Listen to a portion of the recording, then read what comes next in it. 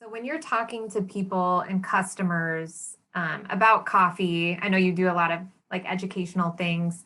What are often some common misconceptions people have when it comes to coffee? Um, well, to this day, I have family members that believe that all I do is grind coffee. Yeah. Because, uh, I think uh, I think a misconception is that all coffee is equal. Um, that why should I pay 250 or $4 or $5 for a cup of coffee at your cafe when I can get it at a gas station for 50 cents or at the Mhm. diner for a buck and I can get as many cups as I want. Um, and not to say that those coffees that you're paying those lower prices for don't have their value, um, but it takes a lot of time, energy, and people power to produce a good cup of coffee. There are, I think it always surprises people that I will hand them, say, a cup of our house blend or our espresso Mhm. 700, even a cup of Arbor Day blend, Mhm. and tell a person, so in drinking this cup of coffee and having this cup of coffee, you may have impacted the lives of 50, 100, 150 different people, from the people that first sowed the seeds of that coffee to become a tree, to those people that took those trees and transplanted them to kept them up, because it takes 3 to 5 years for a coffee tree to produce fruit. Mhm. Um, that picking the fruit off of a tree doesn't just happen in one day. It happens over the course of several weeks, maybe even a month and 2 months, to get the coffee picked when it's at its peak point for picking. You don't Mhm. just take all the fruit, you take the fresh, the ripe fruit, the good fruit, and you leave the other stuff on there to continue to ripen. That process takes time, and that means you have to pay multiple people to go through. um, right here in the Midwest, you go through a cornfield and there are combines that are built, designed to just pick the corn off those corn husks, and or shake the corn husks and get all Right. your cultivate all your produce. And it's just one guy driving.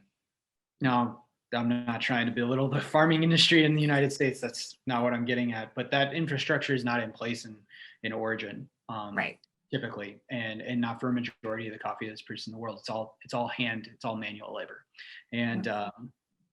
that in buying that coffee at $4, you're paying those people potentially more.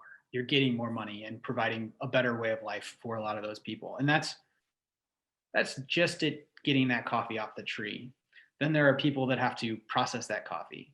They got to run it through fermentation Mhm. tanks. They have to choose whether or not to wash it or natural process it or dry it. And it has to dry slow. Like, it can't just be like instant drying. You have to take time. You got to rake it. It dries on patios. You got to Yeah. pick stones. There are so many people involved, and yet we still haven't even seen it in Oh, the United States. right. And they could bag that coffee, get it to the export center, and it's not at the right moisture level. So back Then to it's on. Yes. yeah. Yeah, and everything at origin is utilized. That was a really beautiful thing that I learned, that there Yeah. is no waste in coffee. Whether it's bad coffee, not bad coffee, there's no bad coffee, but whether it's coffee that's been given a value of specialty mark, Mhm. commodity mark, what have you, all that coffee is going to get used. The fruit from the cherry, the coffee cherry, that's going to get used. That's going to get repurposed. The Mhm. Everything's going to get used. What's not going to get used is when I'm opening up a bag of coffee and I spill a couple beans on the ground, and that's just waste. Yeah. So we're not seeing waste in this industry until we get to the point where we're producing the coffee, like the roasting of the Mhm. coffee. Otherwise, there's a home for everything. Um, and uh, then in a warehouse like us, like, we have people that bag the coffee. We got a roaster that roasts that coffee. We invest several hours of time and energy into making that coffee taste the best that we can, because all of those links in the chain to produce that coffee to get it to us. And Mhm. the only thing I can do as a roaster, or the only thing my team can do roasting that coffee, is maintain what's already there. There's nothing that we can do to that coffee to improve upon the quality of that coffee. Everything takes away a little bit of the potential of that coffee in that chain. If we pick the coffee wrong, we take a little bit away from that value. If we process Mhm. that coffee wrong, we take a little bit away. We don't dry it right. We don't Mhm. roast it correctly. There's nothing that we can do in the United States at the roasting facility to improve upon it. We can highlight better aspects of it. We can try to showcase the coffee in a different way.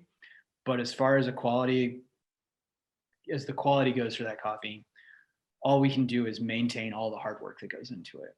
And then we're not even selling a finished product. We are Right. selling an unfinished product. It's Mhm. back to the consumer to brew the coffee right. And that's where education comes into play.